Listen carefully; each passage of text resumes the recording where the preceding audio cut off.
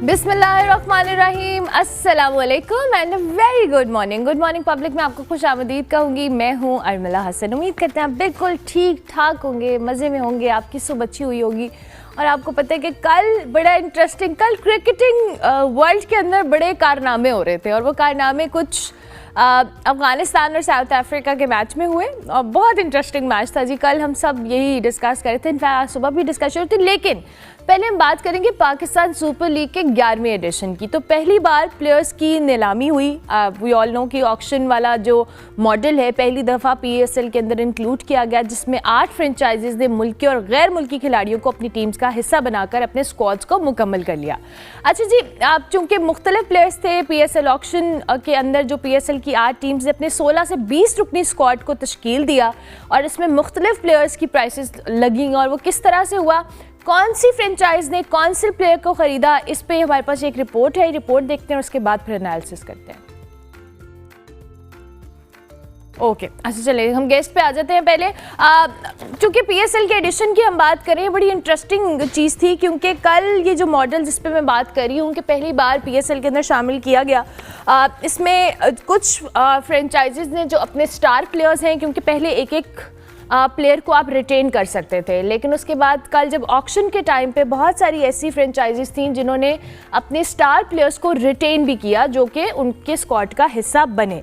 ज़रा हम इस सुपर लीग के एडिशन में हम थोड़ी सी बात कर लेते हैं। हमारे साथ नवीद खोकर स्पोर्ट्स एनालिस्ट मौजूद हैं और शमशेर नियाजी हमें ज्वाइन करें। आप दोनों मेहमानों का बहुत शुक्रिया कि आपने हमें वक्त दिया। आगाज़ में नवीद आपसे करूँगी कि ये जो कल हमने ऑक्शन देखी, पहले तो इस मॉडल पर मैं चाहूँगी कि आप तज्जिया दें कि ये बड़ा इंटरनेशनली तो बड़ा इसको सराहा जा रहा है। आपका इस हवाले से व्यू क्या है, और जिन प्लेयर्स को स्क्वाड अपनी फ्रेंचाइजीज ने रिटेन किया या अपनी स्क्वाड का हिस्सा बनाया, उसके हवाले से आपके लिए 2 या 3 ऐसे कौन से प्लेयर्स थे कि जो आपको लग रहा है कि बड़ी बेस्ट ऑक्शन में फ्रेंचाइजीज ने इनको अवेल किया है? Thank you so much Urmila, बहुत ज़बरदस्त था। मेरे ख्याल में ऑक्शन वाला मामला था। हम तो पिछले साल 2 साल से ये बात कर रहे थे कि शायद 10 साल के बाद पीएसएल में ऑक्शन का सिलसिला आए और यहाँ पे प्लेयर्स बिके, उनकी बोलियां लगी हैं। और स्पेशली ये सबसे इम्पॉर्टेंट इसलिए होता है कि आपके खिलाड़ियों को पैसे मिलते हैं। जो निचले खिलाड़ी होते हैं उनको भी ज़्यादा पैसे मिलते हैं और लोगों के पास यकीनी तौर पे अगर पीएसएल खेल कर भी आपको 5-5, 7-7 करोड़, 10-10 करोड़ नहीं मिले तो फिर मेरा नहीं ख्याल है कि वो ब्रांड है जो इतना बड़ा ब्रांड बन सकता है। पीएसएल 11 सीज़न के अंदर एक बिल्कुल नई शक्ल में आएगा। आई थिंक जब आपने शुरू किया था तो सीज़न 1 से लेके सीज़न 10 तक आपने बहुत तरक्की की, बट अब जो तरक्की आपकी होने जा रही है आई थिंक वो बहुत कमाल की होने जा रही है। बहुत बड़े बड़े नाम हैं पीएसएल में जो आपको ज्वाइन कर रहे हैं इस साल, और ना सिर्फ इतना बल्कि 2 फ्रेंचाइजीज भी आपने डाली, और जो 2 फ्रेंचाइजीज आपने नहीं वो की हैं, बल्कि हम 3 की बात कर लेंगे क्योंकि मुल्तान सुल्तान तो ख़त्म ही हो गया ऑलमोस्ट। उसकी जगह जो रावलपिंडी आई है उसने अपनी नोयत की सारी नई चीज़ें की हैं। और मेरा ख्याल है जो इंडक्शन हुई है 3 नई फ्रेंचाइजीज की हम बात करेंगे तो उसमें यकीनी तौर पर पीएसएल को उसने मेरा ख्याल है अपर लगा देने तरक्की के लिए। और स्टीव स्मिथ को जिस तरह से लाया गया, मोइन अली जिस तरह से आए, बहुत बड़े बड़े नाम हैं पीएसएल के अंदर जिनको खरीदा गया। इससे पहले आपने डायरेक्टली साइनिंग की उनके साथ, और फिर कुछ प्लेयर्स जिनको रिटेन किया गया। बहुत बड़े बड़े नाम इस तरह के थे जब फ्रेंचाइजीज को मुश्किलात हो रही थी कि आप किसको रखें और किसको निकालें। रिटेन करना था आपने एक प्लेयर, और आपके साथ में 3 एसोसिएट हुए थे पिछले 10 सालों से। मैं हारिस रऊफ की भी स्पेशली बात करना चाहूँगा जो बेसिकली लाहौर कलंदर की पैदावार थे। लाहौर कलंदर ने उन्हें वो किया, बड़ा मुश्किल था लाहौर कलंदर के, और कल लाहौर कलंदर ने उनके लिए सारा कुछ दांव पे लगा दिया और उनको खरीद लिया दोबारा से। तो मेरे ख्याल में बड़ा इंटरेस्टिंग था सारा कल का जो दिन था ऑक्शन के हवाले से। पीएसएल एक नई जहत और नई बुलंदियों के ऊपर जाएगी। इस बार मोहसिन नकवी भी हैं और पाकिस्तान की जो क्रिकेट के अंदर जो एक बन गई हुई है सूरत हाल बन गई है, जिस लेवल के ऊपर आप जाके आप बात करते हैं इन फ्रंट ऑफ आईसीसी और बीसीसीआई, तो मेरे ख्याल में वो अपने लिए नहीं, आप बीसीबी के लिए बात करते हैं। तो आई थिंक पीएसएल इस बार बहुत बेहतर होने वाली है, बहुत अच्छी होने वाली है, और इस बार हमें देखने को भी मजा आएगा। नई टीम्स हैं जो वो लगता है कि इस बार कुछ ज्यादा छक्के छुड़ाने वाली हैं पुरानी टीम्स के। इंशाल्लाह let's hope for the best जी। शमशेर नियाजी, नसीम शाह महंगे तरीन खिलाड़ी जिसको उनको रावलपिंडी ने अपनी स्क्वाड का हिस्सा बनाया, 8 करोड़ 65 लाख रुपए में उनकी नीलामी हुई। वैसे तो प्लेयर्स के बारे में बात करते हुए मुझे इतना अजीब लग रहा है, नीलामी हुई, खरीद लिया, बेच दिया, लेकिन जो कि it's a part of auction, I want कि आप नसीम शाह के ऊपर भी अपना तज्जिया दें। Thank you so very much and good morning everybody. देखें जैसे मेरे जो भाई हैं उन्होंने बात किया कि इन फ्यूचर हमने पीएसएल को एक बड़ा ब्रांड बनाना है, अगर आपने दुनिया की डिफरेंट लीग्स को compete करना, आईपीएल हो गई, बीपीएल हो गया, बिग बैश लीग्स हो गई, और हर दूसरा जो मुल्क है, जो क्रिकेटिंग नेशन है, वो अब लीग्स की तरफ आ रहा है, बल्कि आ गए हैं, मतलब आना क्या है, अब सारे आ गए हैं। तो पीएसएल भी अब इनमें पार्टिसिपेट करता है, बहुत बड़ा रोल अपना, और पीएसएल को बहुत बड़ा ब्रांड बनना पड़ेगा। क्रिकेट, मैं हमेशा आपके शो पे आके ये बोलता हूँ कि क्रिकेट कमर्शियल हो चुकी हुई है। अब आप वो वक्त भूल जाएं कि जी 5-5 दिन के टेस्ट मैच सारा सारा दिन बैठ के देखने हैं। ठीक है, मैं खुद टेस्ट मैच देखने का शौकीन हूँ, बट क्रिकेट इतनी तेज हो गई है कि लोग अब 3 घंटे के अंदर अंदर क्रिकेट देखना चाहते हैं। तो उसको खूबसूरत बनाने के लिए आपको हर सीजन में पीएसएल के एक नई सी नई चीज लेके आनी पड़ेगी। 3 बहुत बड़ी खबरें हैं पीएसएल के अंदर। 2 नई टीम्स हैं, एक टीम को खरीद के उसकी नीलामी करके उसको नया नाम दे दिया गया है, उनके ओनर नए हैं, और कल जिस तरह हमने ड्राफ्ट देखा है, वो डिजाइन, वो सेट, वो लोग, और बड़ा एक लग्जरी सी फीलिंग आ रही थी वहां से। तो ये जरूरी है हमारे मुल्क में, अगर पीएसएल के ड्राफ्ट इस तरह हो, ऑक्शन इस तरह हो, तो ये हमारे मुल्क के लिए जरूरी है। सेकेंडली, आपके सवाल का जवाब, नसीम शाह, यकीनन देखें, नसीम शाह हो गए, और बड़े बड़े नाम हैं जिनको इतने महंगे महंगे दामों खरीदा गया। अगर इनको आप इतनी वर्थ नहीं देंगे तो ये फिर आपके प्लेयर नहीं है। अगर आप इनको इतनी इंपॉर्टेंस नहीं देंगे, ये फिर आपके प्लेयर नहीं है। और सेकेंडली, बड़ा एक वादे पॉइंट ये भी है कि आप इनकी वर्थ है भी इतनी। अब नसीम शाह हो गया, सलमान अली आगा हो गए, साइम अयूब हो गए, ये सारे जो प्लेयर, अब साइम अयूब जो है वो परमानेंटली जो है वो उसको बाय कर लिए गए 12 करोड़ का। लेकिन आई डोंट नो उसका, पता नहीं क्यों नहीं उसका जिक्र करते कि सबसे महंगे। लेकिन नीलामी के तौर पे देखा जाए, यस, नसीम शाह बहुत अच्छा बड़े महंगे शमशेर, दामों बिकने हैं। सॉरी शमशेर, सॉरी, आप ऐसे फहीम अशरफ को इग्नोर नहीं कर सकते। दूसरे महंगे जी जी तरीन बिल्कुल, खिलाड़ी मैं वो मैं हैं। अगला, बिल्कुल बिल्कुल, मैं राणा साहब का नाम लेने लगा था। बिल्कुल, राणा साहब इस टाइम वर्थ इट, बिल्कुल, जो वर्ल्ड कप में वो परफॉर्मेंस दे रहे हैं और उन्होंने कमबैक मारा है, वो इनकी जो है वो बिल्कुल वर्थ इट है। वो भी बड़े महंगे दामों जो है सेल आउट हुए हैं। देखें, ये आज पीएसएल 11 की ड्राफ्ट में, प्लेयर ड्राफ्ट में आज 8-8 करोड़ के प्लेयर बिक रहे हैं, अगली दफा 12-12 करोड़ के बिकेंगे। या तो ये आहिस्ता आहिस्ता आपको अपनी वर्थ ऊपर करनी पड़ेगी। ये अब पीएसएल 12 में आप, या पीएसएल 13 जब आएगा इंशाल्लाह, तो आप वहां पे इन प्लेयरों को सस्ते दामों आप खुले लाइन नहीं लगा सकते। और नए प्लेयर्स आ रहे हैं, लोग इनकरेज हो रहे हैं। प्लेयर्स, अब डोमेस्टिक क्रिकेट कल खत्म हुई है, प्रेसिडेंट ट्रॉफी पाकिस्तान की खत्म हुई है, वहां से प्लेयर्स आ रहे हैं। बहुत से प्लेयरों को अब वो एक मिल रहा है कि यार हाँ, यहाँ पैसा है, यहाँ खेलें। और इसी तरीके से आपका जो है वो T20 का टैलेंट जो है उभर के बाहर आता है। तो let's hope for the best. बहुत अच्छा लगा इंशाल्लाह। मुझे कल इनका ड्राफ्ट, बड़ा सिस्टमेटिक तरीके से या Pakistan very cricket board PSL systematic. ने जो है या वो वेरी वेरी सिस्टमेटिक तरीके से उन्होंने ऑर्गेनाइज किया। मैं भी आपको पता है, मैं खुद फुटबॉल का प्लेयर हूँ, हम भी ड्राफ्ट के नजर होते हैं, लेकिन हमें तो वहां ड्राफ्ट की समझ ही नहीं आती क्या हो रहा है। तो ये जिस तरह का सिस्टम इन्होंने ये जो इंट्रोड्यूस कराया है ड्राफ्टिंग का, दैट इज वेरी गुड, और ऐसे ही होना चाहिए। और इंशाल्लाह आगे भी आप देखेंगे कि ये इस तरह ही मजीद फ्लरिश करेगी आपकी पीएसएल 11 और सो ऑन इंशाल्लाह। इंशाल्लाह इंशाल्लाह। अच्छा जी नवीद साहब, मैंने चूंकि नसीम शाह का शमशेर न्याजी से भी पूछा, फ़हीम अशरफ दूसरे महंगे तरीन खिलाड़ी थे, फिर डेरिल मिचेल भी है जो 8 करोड़ 5 लाख में रावलपिंडी का हिस्सा बने। फ़खर जमान को लाहौर कलंदर्स ने रिटेन किया, 7 crore I think 90 lakh rupees में उनको किया। कराची किंग्स ने डेविड वार्नर को रिटेन किया। ये सारे वो प्लेयर्स हैं जो स्टार प्लेयर्स हैं, और हर फ्रेंचाइज ने कोशिश की है कि जो उनके स्टार प्लेयर्स हैं उनको वो अपनी फ्रेंचाइजेस का हिस्सा रखें। मैं चाहूँगी फ़हीम अशरफ के हवाले से, पहले हम उनको कभी कभी बैश भी कर देते हैं, लेकिन वर्ल्ड कप के इस रीसेंट परफॉर्मेंस के बाद जिस तरह से वो दूसरे महंगे तरीन खिलाड़ी ऑक्शन में रहे हैं, मतलब फ़हीम अशरफ 8.5 करोड़ में बिके हैं। और हमें बिकने से प्रॉब्लम नहीं होनी चाहिए, बिकना बहुत अच्छा है। आई थिंक क्रिकेट की आप आईपीएल देखें, वहाँ पर भी बहुत बड़े बड़े नाम हैं वो बिकते हैं, और ये बहुत अच्छा है। मेरे ख्याल में पाकिस्तान क्रिकेट के लिए फ़हीम अशरफ 8.5 पर, फ़हीम अशरफ की शायद वो इनिंग्स उनके जो फ्रेंचाइज ऑनर हैं वो देख रहे थे, और उन्होंने उस इनिंग्स के बाद फैसला किया कि नहीं, मुझे ये 9 करोड़ में भी खरीदने पड़े तो मैं ज़रूर खरीदूंगा।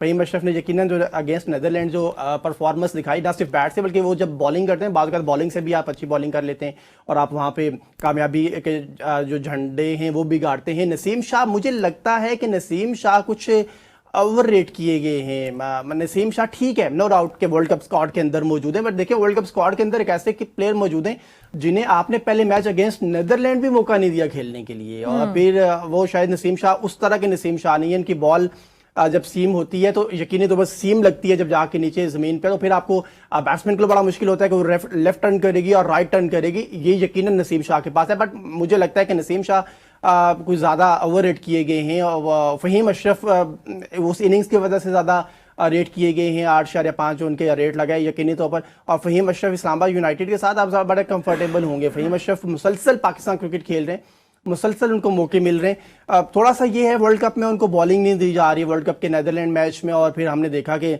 अभी यूएसए के मैच में उनको बॉलिंग नहीं दी गई। वो बेहतरीन बॉलर भी हैं और एक बेहतरीन पैकेज है, फास्ट बॉलिंग ऑलराउंडर हैं, और फास्ट बॉलिंग ऑलराउंडर पाकिस्तान के पास आफ्टर अब्दुल रज़ाक, अब अब्दुल रज़ाक जैसे तो नहीं, मैं ये नहीं कहूँगा कि अब्दुल रज़ाक जैसे हैं Fahim Ashraf, but maybe कुछ टाइम तक वो हो भी जाएं। और फ़हीम अशरफ की जो परफॉर्मेंसेज हैं उसके बिहाफ पे हम ये बात ज़रूर करेंगे कि फ़हीम अशरफ की इंडक्शन और इनका रेट अच्छा लगा है। But I think Naseem Shah के हवाले से अगर बात करें तो मैं थोड़ा सा हूँ कि यार शायद नसीम शाह, क्योंकि एक बोली जब चल रही होती है तो फिर लोगों ने जिसने खरीदना होता है उसका रेट हाई से हाई करते रहते हैं। और रावलपिंडी का तो वैसे भी हालात हमने देख लिया कि रावलपिंडी ने जिस प्लेयर को खरीदना है वो उससे कितने पर भी खरीद लेंगे, जब तक बोली चलती रहेगी, जब तक एंड नहीं होगी तब तक वो उससे खरीदते रहेंगे। तो ये नसीम शाह का आई थिंक ज्यादा रेट बढ़ने की वजह भी यही थी। नसीम शाह भी यकीनन पाकिस्तान के बहुत ज़बरदस्त किस्म के फास्ट बॉलर हैं। बट मैं एक और चीज़ भी इस पर एडअप करना चाहूँगा, शाहीन शाह अफरीदी के हवाले से, हारिस रऊफ के हवाले से, दोनों प्लेयर्स हैं लीग क्रिकेट के लिए तो ठीक, बट आई थिंक लाहौर को इस बार शाहीन शाह अफरीदी को लेके कुछ प्रॉब्लम शायद फेस ना करने पड़ जाएं, क्योंकि वो उनकी परफॉर्मेंसेस बड़ी सवालिया निशान है आज। लेकिन शमशेर, हारिस रऊफ के लिए बड़ी लाहौर कलंदर्स की मैं देख रही थी कि जब उनकी बोली लग रही थी तो मोहम्मद रिजवान बार बार कुछ कर रहे थे और एंड पे समीन राना साहब इशारा भी कर रहे थे कि अगर आप खरीद सकते हैं तो खरीद लें, क्योंकि उन्होंने ऑल आउट गए थे लाहौर कलंदर्स हारिस रऊफ के लिए। Afterwards I saw the status of Haris Rauf as well, तो उन्होंने कहा I am back home. So I think Lahore Qalandars very much interested in retaining Haris Rauf.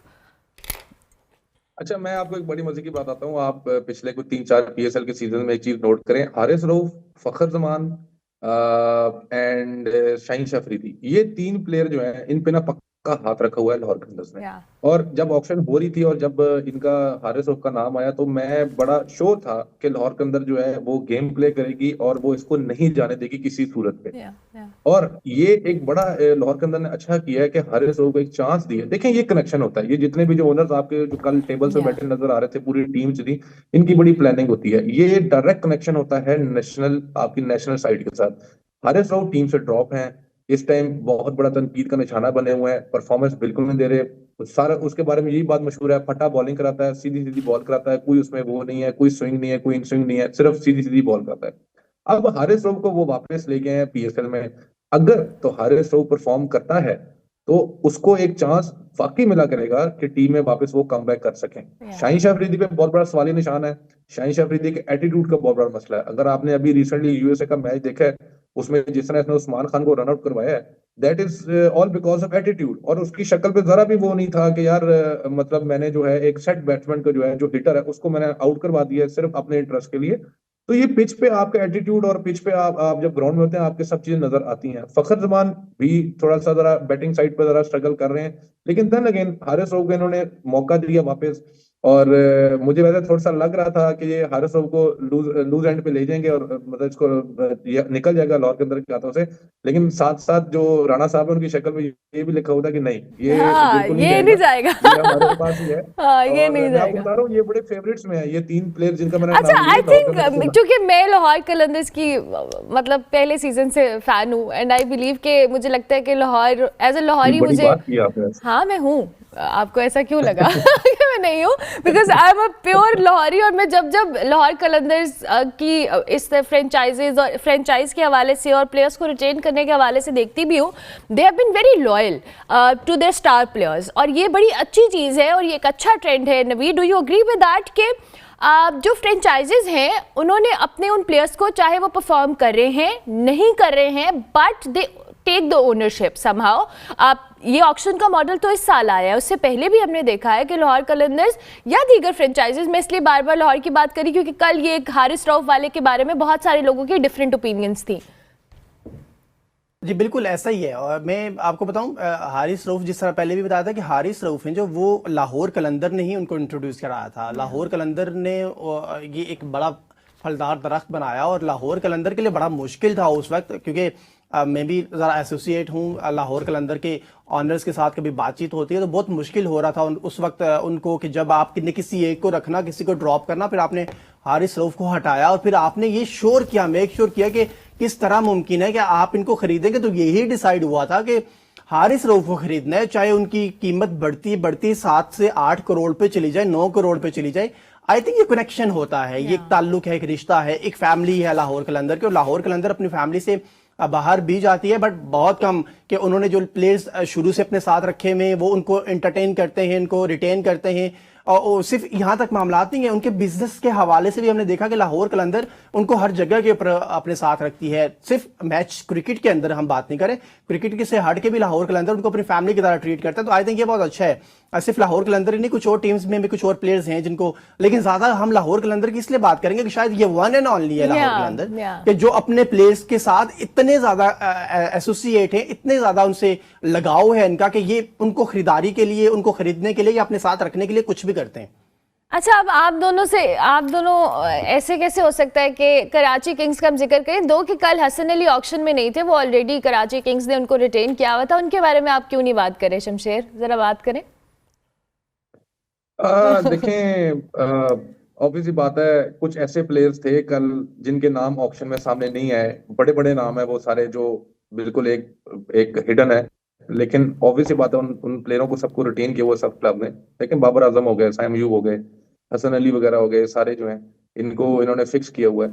ये वही बात है कि ये अब पीएसएल में थोड़े से जो मैनेजमेंट को ये थोड़ी अक्ल आ गई है कि अब लॉन्ग टर्म चीज को लेके चलना है।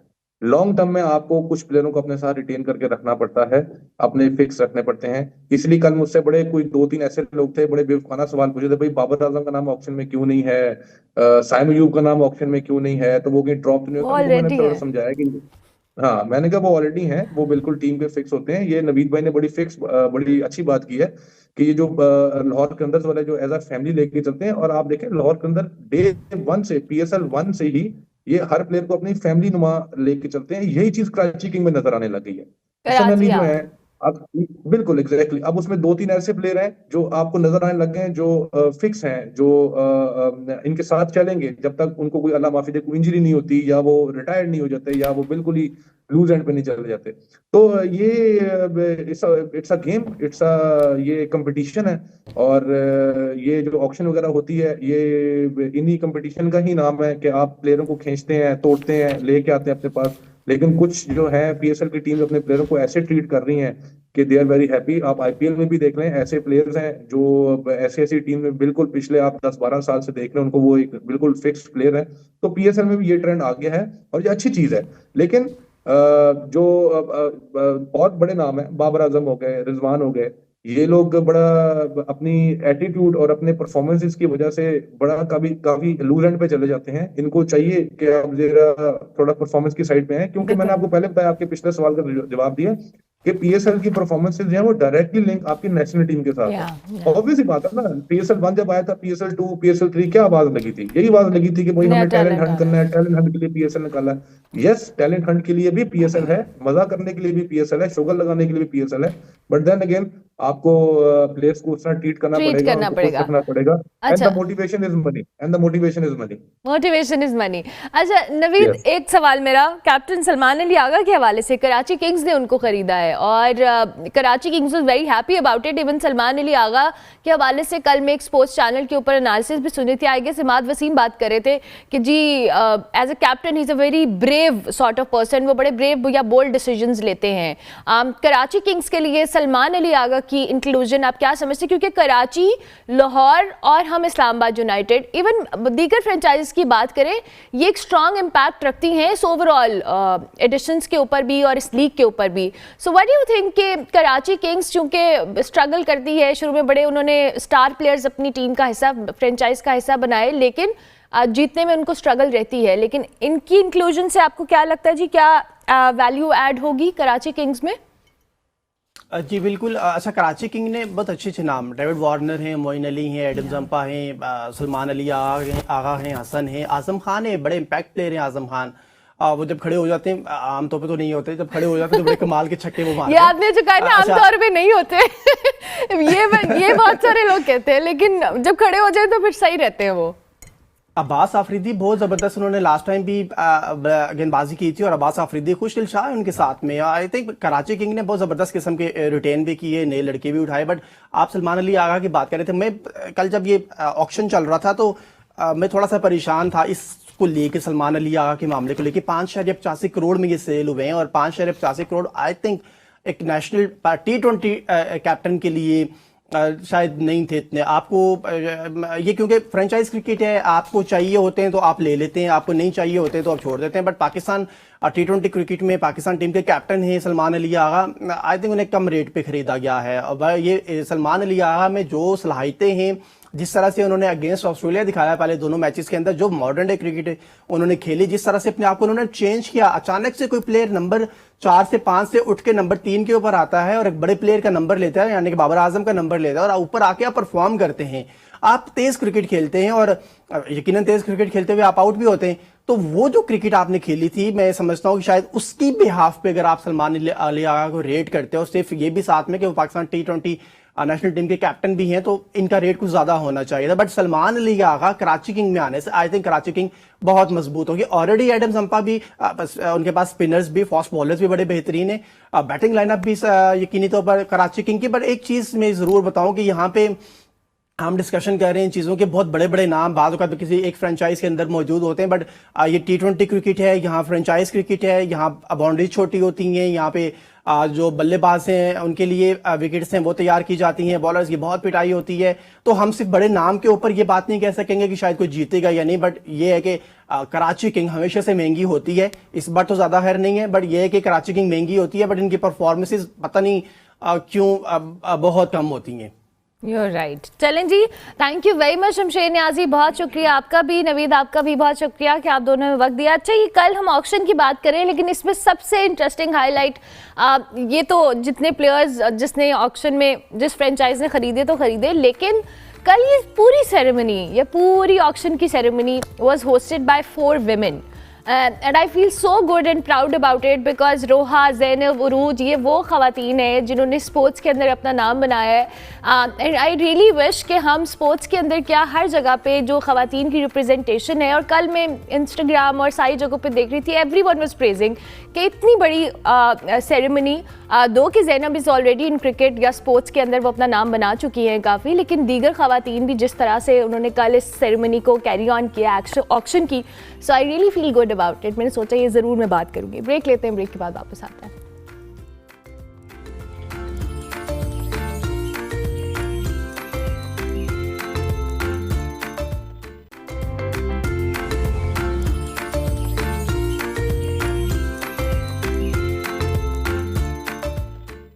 Welcome back to good morning public जी। ब्रेक के बाद वापस आ गए। अब हम आपकी मुलाकात करवाएंगे गुजरांवाला के बाहिम्मत और काबिल फ़ख्र मकसूद अमजद राठौर साहब ने, जिन्होंने 66 ईयर्स की उम्र में जी अबू धाबी में मुनक्किद होने वाली वर्ल्ड मास्टर गेम्स के वेट लिफ्टिंग मुकाबलों में शानदार कारकर्दगी का मुजाहरा करते हुए गोल्ड मेडल अपने नाम किया है और कौमी परचम बुलंद किया। उन्होंने 95 किलोग्राम कैटेगरी, जो बॉडी वेट की कैटेगरी है, इसमें दुनिया भर से आए हुए इंटरनेशनल जो ओपोनेंट्स हैं उनको शिकस्त दी जी। और इनके हवाले से अगर हम बात करें, इस आलमी इवेंट में 50 से ज़ायद ममालिक के वेट लिफ्टर्स ने हिस्सा लिया था, जिससे इस मुकाबले की आप अहमियत और सख्ती का भी अंदाज़ा लगा सकते हैं। इस वक्त मकसूद साहब हमारे साथ मौजूद हैं, उनको हम खुशामदीद कहेंगे। बहुत शुक्रिया जी, आपने हमें वक्त दिया, और सबसे पहले तो आपको बहुत बहुत मुबारकबाद इस कामयाबी के लिए। कैसा लग रहा है मकसूद अमजद साहब आपको, और हमें इस इवेंट के हवाले से भी थोड़ा सा बताएं। बिस्मिल्लाहिर्रहमानिर्रहीम। मुझे तो इससे अच्छा और क्या लग सकता है, पूरी दुनिया का अल्लाह ने मुझे चैंपियन बना दिया, और इसके आगे फिर आपकी ज़ाती ज़िंदगी है, या इसके बाद तो फिर या जन्नत है या दोज़ख है। दुनिया में कोई ऐसा टाइटल नहीं है जो अब बाकी रह गए मेरे लिए। तो ये बहुत बड़ी मेरे लिए अचीवमेंट है, और पाकिस्तान के लिए, स्पेशली पाकिस्तान का नाम और पाकिस्तान का परचम बुलंद हुआ, ये मेरे लिए बहुत बड़ा एजाज़ है, अल्हम्दुलिल्लाह। ज़बरदस्त। अच्छा, हमें इस इवेंट के हवाले से बताएं, कितने, जो मैंने 50 कंट्रीज़ की पार्टिसिपेशन के हवाले से बात की, आपने किस कैटेगरी में, और मुख्तलिफ में मेरे सामने मौजूद भी है कि मजमूई तौर पे 120 किलोग्राम आपने वेट उठाकर ये मेडल जीता है, लेकिन क्या क्या आपके जो राउंड्स थे और कितनी कितनी कैटेगरीज़ के थे? मेरी जो वेट कैटेगरी थी वो 94 कैटेगरी थी। Okay. और जो मेरी एज थी वो M65 प्लस, और कमो पेश 57 प्लस कंट्री आई थी, और इन सब साथ मेरा कंपटीशन था। लेकिन ये है कि अल्लाह पाक ने मुझे इज्जत दी, और मेरे जो मजमूई तौर पे मैंने जो वेट उठाया वो 130 उठाया, 130 और कैपेसिटी से ज़्यादा भी थी, लेकिन जीतने के लिए ये काफ़ी था, इसलिए मैंने इसी को उठा के तो अल्लाह की फजल से मैंने गोल्ड मेडल हासिल किया। ज़बरदस्त। अच्छा मकसूद साहब, जाहिर है विद टाइम हम तो इतनी यंग एज के अंदर सोच रहे होते हैं कि बस हिम्मत नहीं रही, ऐसा नहीं रहा। आपकी माशाल्लाह माशाल्लाह आपने बड़ी अपनी एज को भी इस सारे उसमें आने नहीं दिया, और आपने इस कैटेगरी में तो क्या आपने वेट लिफ्टिंग जैसी एक मुश्किल और मुख्तलिफ स्पोर्ट के अंदर अपने आप को मनवाया है। ये ट्रेनिंग और ये सारी चीज़ें कैसी रहती हैं आपकी? ये है तो बहुत मुश्किल। दुनिया में रहते हुए बाकी भी सारे काम आपने देखने होते हैं, फैमिली को देखना है, बिजनेस को देखना है, और सोशल लाइफ है उसको देखना है। इसके बावजूद टाइम निकालना और रेगुलर ट्रेनिंग करना, ये है तो बड़ा हार्ड। लेकिन ये है कि जब आपके सामने कोई आपके सामने कोई टारगेट हो, फिर उसको अचीव करने के लिए यू हैव टू डू, आपको कंप्रोमाइज करना पड़ता है, आपको रेगुलर टाइम देना पड़ता है। और अल्हम्दुलिल्लाह अल्लाह पाक ने मदद की और मैंने रेगुलर ये ट्रेनिंग की, और बहुत अल्लाह पाक ने ये मुझे बहुत बड़ा इनाम दिया है। दुनिया में दो तरह की खेलें हैं, सबसे बड़े दो टाइटल हैं, एक ओलंपिक, और जो ओलंपिक होती है वो अंडर 30 है, यानी अंडर 30 से नीचे लोगों के लिए होती है। और दूसरी बड़ी गेम जो अभी मैं लड़ी जिसमें गोल्ड मेडल हासिल किया है, ये 30+ लोगों की गेम है, और 30+ में मैंने फिर पार्टिसिपेट किया, और ये साबित किया अल्लाह की मेहरबानी से कि मैं हर दहाई में हर एक अल्हम्दुलिल्लाह दुनिया से और दुनिया को जीत अल्लाह पाक मुझे ये मौका और ताकत भी दी। लेकिन चूंकि उन जो 30 अगस्त थी वो जीते हमसे, में ये है कि उनका थोड़ा सा कहने उनकी तो कह सकता, लेकिन जो वे प्रोटीन टैब इस तरह की जो नई चीज़ें हैं वो उनसे हमें लीड लेते हैं। अदरवाइज पाकिस्तान के लोग ताकतवर लोग हैं अल्हम्दुलिल्लाह पूरी दुनिया से। ज़बरदस्त। इन द एंड मकसूद साहब, हमारे प्लेटफॉर्म से आप लोगों को कुछ भी कहना चाहें, जो आपकी एज में आके सारी मोटिवेशन हिम्मत छोड़ देते हैं, वो समझते हैं कि वो कुछ नहीं अचीव कर सकते, उन लोगों को स्पेसिफिकली आप क्या कहेंगे? के लिए मैं यही बात कहूँगा कि ईमान के बाद दूसरी भी नेमत जो अल्लाह की है वो तंदुरुस्ती। अगर हम ईमान को छोड़ सकते, तंदुरुस्ती को भी नहीं छोड़ना चाहिए। तो तंदुरुस्ती के लिए सबसे पहले आप अपने शेड्यूल में तंदुरुस्त टाइम निकालना है, उसके बाद बाकी आपकी जॉब है, बिजनेस है, खेती बाड़ी है, सबसे पहले आप अपने ईमान के लिए टाइम निकालने, ईमान की मेहनत के लिए, बाद आप जिस्म की मेहनत के लिए। ये दुनिया में दो ही हैं, एक जिस्म की एक रूह की। दोनों मेहनत के बाद बाकी सारी मेहनतें आती हैं, जो अल्लाह ने देना वो तो देना है, उसका टाइम आप बाद तो तब जाके ऐसी अचीवमेंट आप हासिल कर सकते हैं।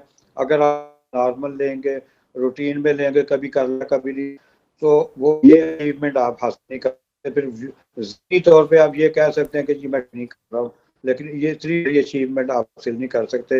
रेगुलर होना, रूटीन पे होना, उस पे के टारगेट को सामने रख के रोजाना ट्रेन, तब के ये मिल सकती है। ज़बरदस्त। थैंक यू वेरी मच जी, बहुत शुक्रिया आपके वक्त का, और आपको एक बार फिर से बहुत बहुत मुबारकबाद जी। 66 ईयर्स के हैं ये मकसूद साहब, लेकिन इन्होंने टाइटल जीता है जो उसमें इनकी एज कोई चीज़ मैटर नहीं करती। ऐसे में उनका जो मैसेज था वो भी बड़ा अच्छा था। अच्छा जी, मुझे ब्रेक पर जाना है, लेकिन ब्रेक पर जाने से पहले हम पाकिस्तान के सबसे बड़े मोटर स्पोर्ट्स इवेंट की बात करेंगे। 21वीं चौलिस्तान जीप रैली का रंगारंग मेला जी सहराए चौलिस्तान में सज गया है, जहाँ पे नेशनल एंड इंटरनेशनल रेसेस की बड़ी तादाद शरीक हो रही है। रेसेस की गाड़ियों की रजिस्ट्रेशन का अमल भी जारी है। हमारे जो कॉरेस्पॉन्डेंट है चौलिस्तान से काशिफ जफर अंसारी, वो हमें रिपोर्ट कर रहे हैं। बहावलपुर के तारीखी सहराए चोलिस्तान में एडवेंचर और स्पीड का मुकाबला शुरू हो चुका है। 21वीं चोलिस्तान डेजर्ट जीप रैली आज से 15 फरवरी तक जारी रहेगी। चोलिस्तान TDCP रिजॉर्ट में रेसर्स और गाड़ियों की रजिस्ट्रेशन का अमल जारी है। UK, ऑस्ट्रेलिया, सऊदी अरब और मुत्तहिदा अरब अमारात से भी रेसर्स की शिरकत मुतवक्के है। गाड़ियों की टेक्निकल इंस्पेक्शन का अमल जारी है, जबकि ड्राइवर्स और नेविगेटर्स का तिबी मुआयना भी किया जाएगा। ट्रैक लास्ट ईयर वाला है सेम, लेकिन लास्ट ईयर वाला काफ़ी डिफिकल्ट और चैलेंजिंग था। तो हम लोग ये कि ज़्यादा इंजॉय करते हैं कि जितने चैलेंजेस मिले, ताकि रेस जो है जितनी डिफिकल्ट होगी उसको फिर जीत के उतना ही मज़ा आता है। हमेशा की तरह चोलिस्तान तो बहुत टफेस्ट है और ये इंटरनेशनल भी है, तो इसके हवाले से मुझे बड़ी एक्साइटमेंट हो रही है कि मैं इसमें अच्छी परफॉर्मेंस दूँ। कल क्वालिफाइंग राउंड होगा, जबकि 13 फरवरी को प्रीपेड्स कैटेगरी की गाड़ियों की रेस का पहला मरहला होगा। 14 फरवरी को स्टॉक कैटेगरी की रेस, 15 फरवरी को प्रीपेड कैटेगरी का फाइनल राउंड और ट्रक रेस इवेंट के मरकजी निगाह होंगे। कैमरा टीम के हमरा काशफ जफर इंसारी, पब्लिक न्यूज़, बहावलपुर, चोलिस्तान।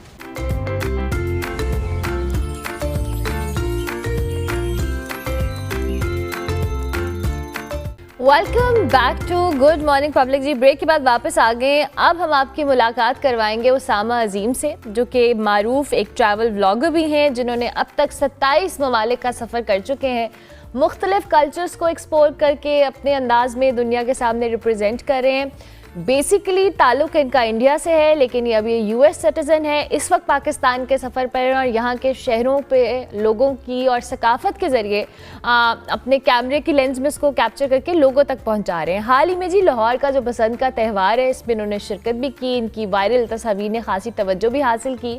और उसामा के काम के हवाले से बात की जाए तो जदीद ट्रैवल जर्नलिज्म की भी अक्कासी करता है, जहाँ पे आप कहानी और डिजिटल स्ट्रैटेजी और कल्चरल सेंसिटिविटी एक साथ मिलकर एक बड़ा स्ट्रॉन्ग मैसेज भी कन्वे करिए। आज हम इनसे बात करेंगे पाकिस्तान के बारे में, क्या सोचते हैं। I think it's his third visit to Pakistan, और हम इनसे जानने की कोशिश करेंगे कि इन्हें पाकिस्तान ने कैसे मुतासिर किया और अब की बार इनका एक्सपीरियंस कैसा था। उसामा, अस्सलाम वालेकुम, गुड मॉर्निंग, कैसे हैं आप? अस्सलाम वालेकुम, good morning, thank you so much for the wonderful introduction and for inviting me here. मेरे लिए काफ़ी ऑनर की बात है कि आपने मुझे यहाँ के इतनी बड़ी ऑडियंस के सामने अपना एक्सपीरियंस शेयर करने का मौका दिया। Lovely, it's lovely having you on the show. Usama, tell us about your journey. Travel vlogging का सफ़र कैसे स्टार्ट हुआ?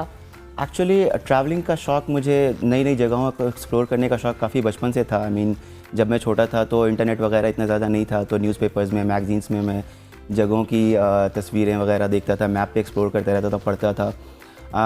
To give you a perspective, I come from a middle class family. I was born in Bihar, India, and then I moved to Delhi for education, and later on I moved to US for higher education. तो उस time पे भी मेरी अम्मी बताती हैं, मैं बोलता था मुझे यहाँ जाना है, मुझे वहाँ जाना है। अभी रिसेंटली मेरी अम्मी ने एक पिक्चर भेजी मुझे, जो मेरी ड्राइंग बुक में मैंने दुनिया के डिफरेंट लैंडमार्क्स को ड्रॉ किया हुआ था कि जब मैं बड़ा होऊंगा तो मुझे इन जगहों पे जाना है। सो वो शौक़ हमेशा से था। और उन जगहों में से कितनी विजिट कर चुके हैं आप? अल्हम्दुलिल्लाह उस टाइम वो तो मैंने 10, 12, 15 जगहों की तस्वीर बनाई थी, वो तो सारी हो गई है। ओह लवली, तो, चले। हाँ, तो बेसिकली उस टाइम पे इतने रिसोर्सेज नहीं थे। जब मैंने इंजीनियरिंग कंप्लीट की, रिसोर्सेज हुए, तो मेरा पहला एक्सपीरियंस था जब मेरी जॉब जो इंडिया में थी, दिल्ली में उस टाइम, उन्होंने मुझे फ्रांस भेजा था काम के सिलसिले में। तो जब मैंने वहाँ पहली दफ़ा विज़िट किया तो I mean it was like I opening experience कि आई मीन दुनिया इतनी खूबसूरत है, इतनी सारी चीज़ें, कहाँ से कहाँ पहुँची हुई है दुनिया, एग्जैक्टली। आई मीन तो वहाँ से मुझे एहसास हुआ कि आई मीन डिफरेंट जगहों को एक्सप्लोर करना है। दुनिया में अल्लाह ताला ने इतनी खूबसूरती बनाई है, उस पर लोगों ने भी 4 चांद लगाए हुए हैं। तो हर जगह को एक्सपीरियंस करने का एक वो जो शौक़ डेवलप होता गया, जिसको हम लोग कहते हैं travel bug. So that after that I never look back. Lovely. अच्छा, अब चूँकि ज़ाहिर है यू आर फ्रॉम इंडिया और पाकिस्तान का कल्चर काफ़ी रिजेम्बलेंस है, बिकॉज हम इस सब कॉन्टिनेंट में ओवरऑल भी देखें बहुत सारी चीज़ों में सिमिलैरिटीज़ है। जब आप पाकिस्तान आए तो पहली दफ़ा आए, तो ज़ाहिर है you were restricted to only Lahore, आप सिर्फ लाहौर विजिट कर सकते थे। बट आप इस बार आप US पासपोर्ट के ऊपर आए हैं, तो आपने मुख्तलिफ जगहों को भी आई बिलीव एक्सप्लोर किया होगा। पहली बार और अब की बार क्या डिफरेंस फील हुआ आपको? टू बी ऑनेस्ट, जब मैं पाकिस्तान पहली बार आया, जब मैं इंडियन पासपोर्ट पे पहली बार आ रहा था, I was a little nervous because for obvious reasons. मैं इंडिया से हूँ, मैं कभी एक्सपीरियंस किया नहीं था। मेरे हालांकि US में काफ़ी दोस्त हैं पाकिस्तान से, डिफरेंट जगहों से, कराची से, लाहौर से, जो अपने एक्सपीरियंस से शेयर करते थे। बट जब मैं यहाँ पे आया, सबसे पहली चीज़ जो मैंने नोटिस की कि यहाँ के लोग जो बहुत ज़्यादा वेलकमिंग है। आई मीन मैंने पहली दफ़ा भी जब लोगों को बताया कि मैं इंडिया से आया हूँ, right from the airport, not just family, कहीं पे भी मैं लोगों से मिल रहा हूँ मार्केट में या फिर शॉप्स में, मैं बताता हूँ इंडिया से हूँ, इतने वेलकमिंग कि आप हमारे मेहमान हैं, समथिंग लाइक दैट। इवन जब मैं वीज़ा लेने जाता हूँ, I mean in the US embassy in Pakistan, they treat me like अच्छा आप तो हमारे दामाद हैं। आई mean I never had trouble getting a visa for Pakistan. Your wife is Pakistani, right? Yes, my wife is Pakistani, so I never had a trouble getting a visa for Pakistan. और तो वही hospitality बहुत ज़्यादा है, आई मीन बहुत दिल खोल के मिलते हैं लोग। मेरा ये ख्याल है कि काफ़ी मिसकॉन्सेप्शन है अभी दोनों मुल्कों के बीच, वही मेरी कोशिश है कि मैं दूर करूं अपने एक्सपीरियंसेस से, मैं लोगों को बताऊं कि यहाँ पे लोग कितने वार्म हैं, आई मीन दिल खोल के मिलते हैं, मोहब्बत करते हैं। और कल्चर में जैसा आपने कहा काफ़ी रिजेंबलेंस है, स्पेशली अगर आप इंडिया के नॉर्थ पार्ट को बात करें, जैसे मैं दिल्ली से हूँ, बिहार से हूँ, तो फूड, लैंग्वेज काफ़ी सिमिलर है, लोगों की एनर्जी वगैरह। Okay. And then India expands into south as well, जहाँ पे हर स्टेट का अपना एक कल्चर है, बट काफ़ी रिजेंबलेंस है। बट यहाँ पे एक तो हॉस्पिटैलिटी बहुत अमेजिंग है लोगों की, लोगों ने बहुत प्यार दिया, बहुत वेलकम दिया। और दूसरी चीज़ जो मैं मेंशन करना चाहता हूँ स्पेशली, यहाँ पे साफ़ सफाई का बेहतरीन इंतज़ाम है। I mean everything is so clean, specially जो मैंने देखा है पंजाब में, इस्लामाबाद में, लश ग्रीन, हर चीज़ प्रॉपर्ली मैनेज्ड है। वो मुझे देख के काफ़ी खुशी हुई। काफ़ी खुशी हुई। आई एम श्योर कि चेंज ज़ाहिर है आपको लगेगा। बट अच्छा उसामा, आप बहुत सारी जगहों पे गए होंगे आई बिलीव, और आपने जैसे कहा कि ट्रैवल के थ्रू आपने चीज़ों को एक्सपीरियंस करे। अब तक का आपका सबसे ज़्यादा मेमोरेबल जर्नी क्या था, और आपकी व्लॉगिंग के अंदर आप किस बात को मेक श्योर करते हैं कि कल्चर के साथ साथ आप कौन से एस्पेक्ट्स को हाईलाइट करते हैं? आई मीन जो सबसे बड़ी चीज़ पे मैं ध्यान देता हूँ, जैसे आपने बड़ी कॉमन एक चीज़ सुनी होगी लोगों के बीच की उस जगह पे क्या ख़ास है, वहाँ पे क्या देखने जाना है, मैं उसमें बिलीव नहीं करता हूँ। मैं कहता हूँ हर जगह जानी है। आई मीन मेरा तो शौक़ है पर्सनली कि मैं दुनिया की सारी 200 कंट्रीज़, 195 कंट्रीज़ जो भी हैं, मैं सारी विज़िट करूँ, सबको एक्सप्लोर करूँ। कोई भी जगह मेरे हिसाब से बहुत अच्छी या बहुत बुरी नहीं है, सबको एक्सप्लोर करना है। कहाँ हर जगह की अपनी स्पेशलिटी है, एक अपना कलर है, वो मैं एक्सप्लोर करना चाहता हूँ। Apart from places, I want to meet local people, I love talking to local people.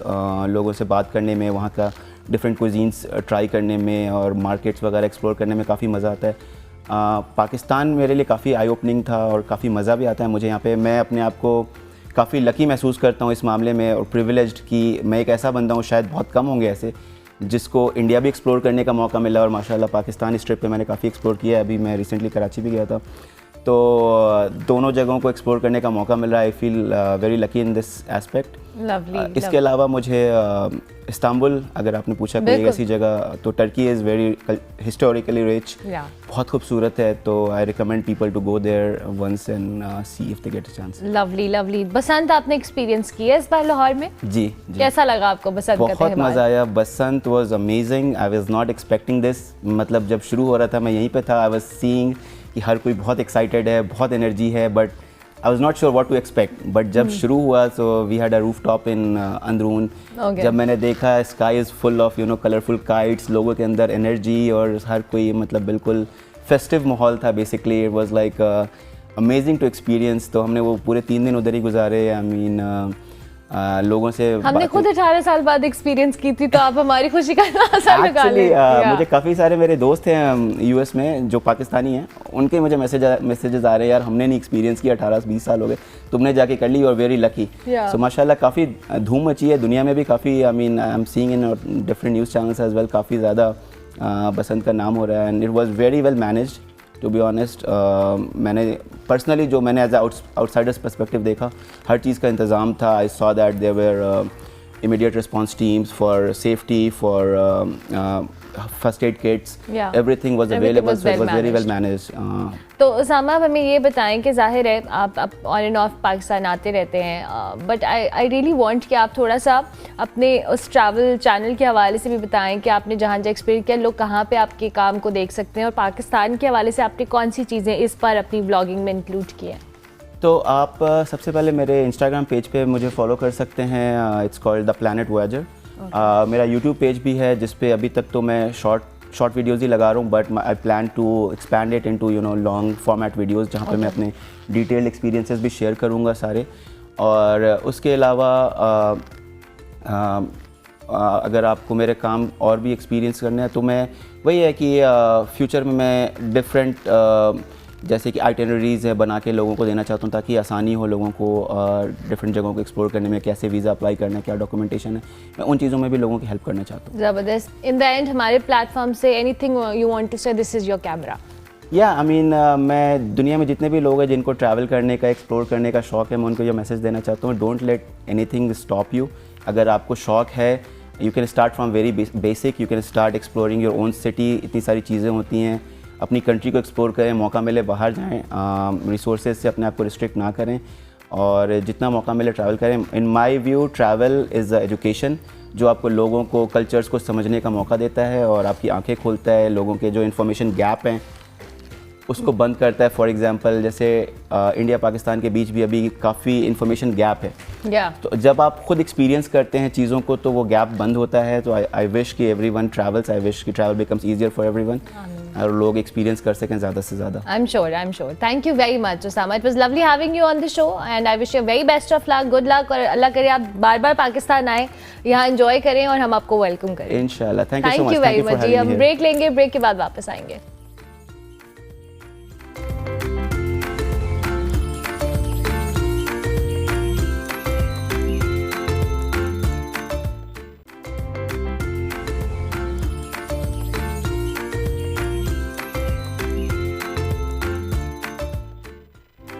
Welcome back to good morning public जी। ब्रेक के बाद वापस आ गए। बहुत दिनों से हमारे पास कोई आर्टिस्ट नहीं आ रही थी, आज हमारे पास आर्टिस्ट आ गई है। मुझे बहुत मज़ा आता है जब मैं मुख्तलिफ आर्टिस्ट से मिलती भी हूँ, उनसे इंटरेक्ट भी करती हूँ, उनका काम भी देखते हैं, क्योंकि मैं आर्टिस्ट नहीं हूँ तो मेरे लिए बहुत सारी चीज़ें नई होती हैं। आज हमारे साथ मौजूद हैं जी सुंदस कुरैशी, जो कि आर्टिस्ट हैं और university of Lahore school of the creative arts में लेक्चरर के तौर पे काम करी हैं। यूके से इन्होंने अपनी एजुकेशन फाइन आर्ट्स में हासिल की है। ना सिर्फ पाकिस्तान बल्कि इंटरनेशनली भी अपने काम को अपने काम के ज़रिए पहचान बना चुकी हैं और आज हम इनसे इनकी आर्ट के हवाले से जानने की कोशिश करेंगे। इनका ये आर्टिस्टिक जर्नी कैसे स्टार्ट हुआ उस पर बात करेंगे और ये किन मीडियम्स को एक्सप्लोर करी हैं इस पर भी बात करेंगे। अस्सलाम वालेकुम सुंदस। वालेकुम। कैसी हैं आप? खैरियत से? मैं बिल्कुल ठीक ठाक। थैंक यू वेरी मच, बहुत शुक्रिया कि आप तशरीफ लाई। हमें ज़रा बताएं, फॉर इनवाइटिंग। हमें ये बताएं आपका ये जो आर्टिस्टिक जर्नी है कब, कहाँ और कैसे शुरू हुआ? Okay, so it actually started back in I think 2005 or 6 when I was very young and मेरे father जो है my अब्बा जान, he was a doctor. He wanted me to be a doctor as well. Okay. And I had to fight for myself कि मुझे artist बनना है, and I started making cartoons and drawings and somehow through my very cartoonist drawing I convinced my अब्बा के मैंने art की journey को आगे या आर्ट के प्रोफेशन को आगे लेके जाना है। ज़बरदस्त। तो फिर आपने कहाँ से अपनी एजुकेशन का आगाज़ किया, कहाँ से पढ़ा और फिर आप इंटरनेशनली भी गई अपनी आर्ट फाइन आर्ट्स को पढ़ने के लिए? Yes. वो कैसा एक्सपीरियंस था? It was good experience. I learned a lot from my masters there. मैंने अपनी जर्नी बिल्कुल ऐसे स्टार्ट की कि I belong from a very small town, Bahawalnagar से बिलोंग करती हूँ। And then for my studies firstly I joined BZU, Bahauddin Zakariya university. I did my first degree from there, then second from Lahore college for women university. And then I was not satisfied from what I learn and I was like I need to explore more. I was doing painting at that time. So I started applying abroad, I started applying in different universities and I got an admission, I went there. So my Abba was the one who supported me for all this. Lovely. So बाद में he got convinced कि आप fine arts कर सकते हैं. Okay, lovely. And then over there I did printmaking, started with the drawing, ended up doing and converting my drawing into printmaking. तो वो मेरे लिए बड़ा अच्छा एक्सपीरियंस था। मैंने बहुत कुछ सीखा, कुछ नई नई टेक्निक्स एक्सप्लोर की जो मैंने पाकिस्तान में रहते हुए एक्सप्लोर नहीं की थी और काफ़ी एक नई डायरेक्शन के साथ, टोटल न्यू डायरेक्शन के साथ मैं वापस आई थी। ज़बरदस्त ज़बरदस्त। अच्छा, आप सुंदर से बताएं किन मीडियम्स पे आप काम कर रही हैं, आपका फोटे क्या है, किस तरह की आर्ट फॉर्म आप ज़्यादा प्रेफर करती हैं? पहले मैं बेसिकली ड्राइंग्स बनाती हूँ। It has a calligraphic ink in it. Rotring pen से मैं ड्राइंग करती हूँ। कैलीग्राफिक इंक या पेंट मैं इस्तेमाल करती हूँ टू मेक द बैकग्राउंड। मैं बैकग्राउंड बनाती हूँ and then after that I start making a repetitive triangle on it. मैं एक रेपिटेशन एक सर्टन पैटर्न की बनाती हूँ ट्रायंगल की, और because it has a therapeutic element in it. आप कोई भी एक शेप ले लेते हैं, कोई इवन एक डॉट ले लेते हैं, एक लाइन ले लेते हैं, मैं ट्रायंगल इस्तेमाल करती हूँ। तो जब आप उसको रिपीटेडली बनाना शुरू करते हैं एक सर्टेन फ्लो के साथ, we just get involve in it, और वो आपको इतना इंडल्ज कर लेती है अपने अंदर कि you just forget everything about your life, about your surrounding, because it has that meditative quality in it. तो मेरी प्रैक्टिस यही है कि I use a certain pattern, a triangular pattern, और मैं उसको रिपीट करती हूँ अपने काम में, because it's a therapy for me. ज़बरदस्त। तो अभी आपका और भी प्लान है सुंदस कि आप मुख्तलिफ मीडियम्स को और भी एक्सप्लोर करें, बिकॉज आई बिलीव कि आर्टिस्ट की हमेशा कोशिश होती है कि नई से नई चीज़ें एक्सप्लोर करनी चाहिए। यस, मैंने अपनी ही ड्राइंग को फ्लेक्स के ऊपर कुछ एक इंस्टॉलेशन आर्ट की फॉर्म में भी मैंने इनको डिस्प्ले किया एक एग्जीबिशन में जो मेरी यूनिवर्सिटी ऑफ लाहौर में ही हुई थी। Then few months ago I had another exhibition यहीं पे रेजरवायर गैलरी लाहौर में। उसमें मैंने वसली को एज एन सरफेस इस्तेमाल किया और अगेन रॉटरिंग पेन के साथ काम किया, but I made a landscape. Okay, wow. It was more colorful. मेरे previous काम से. Previous काम was all about like black and white and all. Yeah, I can see that. Yes. इसमें बहुत minimal color है. Only I can and see. then it's changed now. It has a lot of colors in it. Okay. So basically, I'm making some landscape with the similar drawing. So a new direction, a new style. Lovely. But with the similar pattern. Lovely. So tell us about your international experience displaying your work, exhibiting your work, और यहाँ कहाँ पे आपका काम exhibit हुआ है? मेरा काम मैनचेस्टर ट्रायल में exhibit हुआ। उसके अलावा I got a chance to send my work Baku की जो है एम्बेसी, उसमें मैंने उसको दिया काम। मेरा उनकी परमानेंट कलेक्शन में मौजूद है। उसके अलावा Sheffield Hallam university where I studied, I had my work over there, I exhibited my work over there. और कुर्बाट रेजिडेंसी का मैं पार्ट रही। और उसके अलावा यहाँ पे मैंने जैसे पहले भी बताया रेजरवायर गैलरी हो गई, अलहमरा आर्ट गैलरी हो गई है, PNCA हो गई है गैलरी इस्लामाबाद। तो इन डिफरेंट हमारी पाकिस्तान की गैलरीज में भी मैंने अपना काम एग्जिबिट किया हुआ है। So how is the experience? और since you teach arts right, नए स्टूडेंट्स, नए यंग आर्टिस्ट, क्या काम आप फील करिए कि ओवर टाइम क्या एवोल्यूशन आ रहा है आर्ट के अंदर भी? और जैसे आपने कहा कि eight that time you had a challenge to convince your parents while you were trying to study arts, but यहाँ पर अब नए लोगों का इंटरेस्ट कितना है और पेरेंट्स कितने सपोर्टिव हैं when it comes to arts? मैं almost like I'm teaching from last 6 to 7 years now. So I've experienced that students are still struggling when they have to convince their parents for visual art कि हमने fine arts की side पे जाना है। But when it's come to animation, communication design, when it's come to any digital work, their parents want their student to do that because uska there is somehow a kind of mindset of a people ke eventually there is a job for that because it's more digital, aapko market job mil jati hai। और जिस time पे when I did my graduation, when I completed my degree, उस time पे it was not that hyped.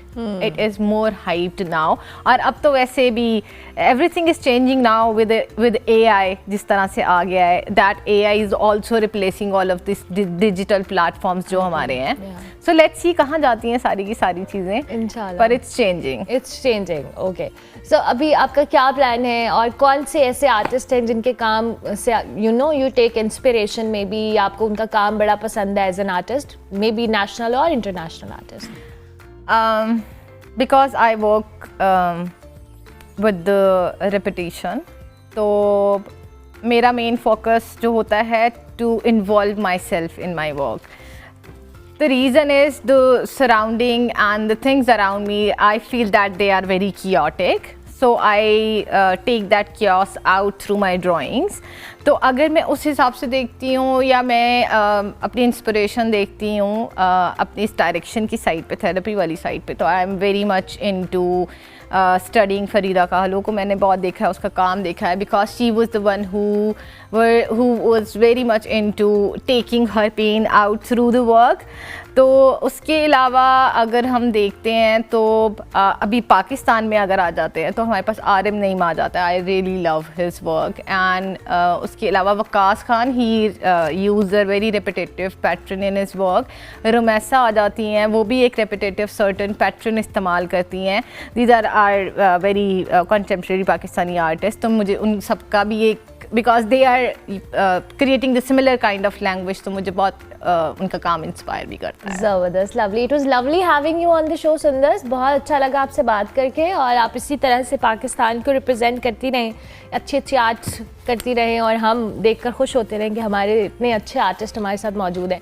अच्छा जी, सुंदर कुरैशी से हमने आपकी मुलाकात करवाई. शी इज़ एन आर्टिस्ट और इनका काम बड़ा ज़बरदस्त है. इन्होंने ना सिर्फ नेशनल बल्कि इंटरनेशनल लेवल पे भी पाकिस्तान को रिप्रेजेंट किया, और अभी आर्ट्स पढ़ा भी रही हैं. और उनके मुताबिक विद टाइम चेंज आ रहा है, लोगों में एक्सेप्टेंस आ रही है, आर्ट के नए मीडियम्स एक्सप्लोर हो रहे हैं. इंटरनेशनल आर्टिस्ट जो हैं, जो इंटरनेशनल स्टैंडर्ड का काम है, वो पाकिस्तान के अंदर भी है. हमारे बहुत टैलेंटेड आर्टिस्ट हैं, और आई एम वेरी लकी कि हमें इस तरह के आर्टिस्ट से मुझे यहाँ पर बैठ के इंटरेक्ट करने का मौका मिलता है. हम ब्रेक लेंगे, ब्रेक के बाद वापस आएंगे.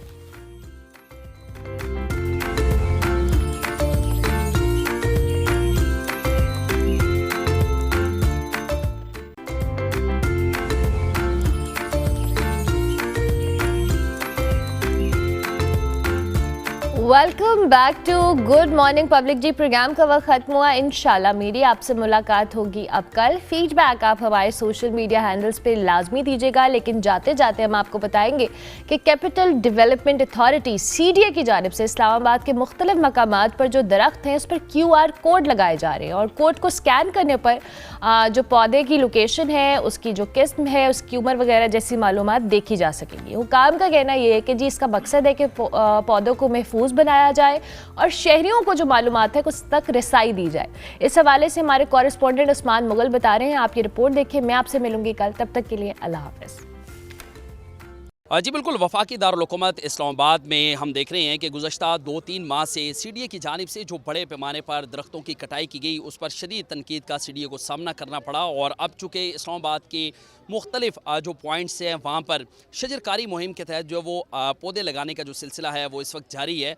CDA हुकाम की जानिब से इन पौधों को, इन दरख्तों को महफूज बनाने के हवाले से QR कोड जो है उसकी तनसीब का अमल जो है वो इस वक्त जारी है. आज भी बाकायदा तौर पर जो शजरकारी मुहिम के तहत बड़े पैमाने पर पौधे लगाए जा रहे हैं, इनको किस तरह महफूज किया जाएगा और दरख्तों की कटाई का जो मामला था उसकी निस्बत इस वक्त इस्लामाबाद में कितने दरख्त लगाए जाएंगे, इस पर बात करने के लिए deputy DG environment doctor Sania Pasha साहिबा हमारे साथ मौजूद है. उनसे हम बात करेंगे. मैम, एक तो बहुत आप लोगों को तनकीद का सामना भी करना पड़ा, तो ये बताइएगा जो दरख्तों की कटाई का मामला था उसकी निस्बत इस वक्त कितने दरख्त जो है वो इस्लामाबाद में लगाए जा रहे हैं? अस्सलाम वालेकुम, थैंक यू सो मच.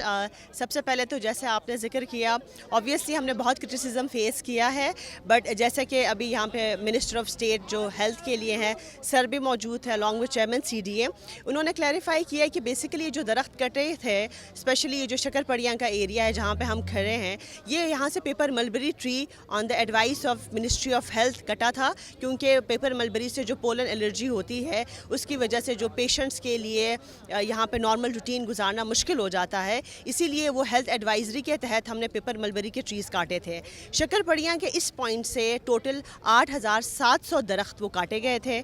और चूँकि CDA की एक पॉलिसी थी है कि एक दरख्त के बदले में हमने 3 दरख्त लगाने थे, तो यहाँ पे हम टोटल 30,000 जो है दरख्त वो लगा रहे हैं. 30,000 में से 10,200 दरख्त ऑलरेडी लग चुके हैं, और जो बाकी रिमेनिंग 20,000 है वो इंशाल्लाह इस महीने के एंड में शक्करपड़िया के इस पॉइंट पर लग जाएगा.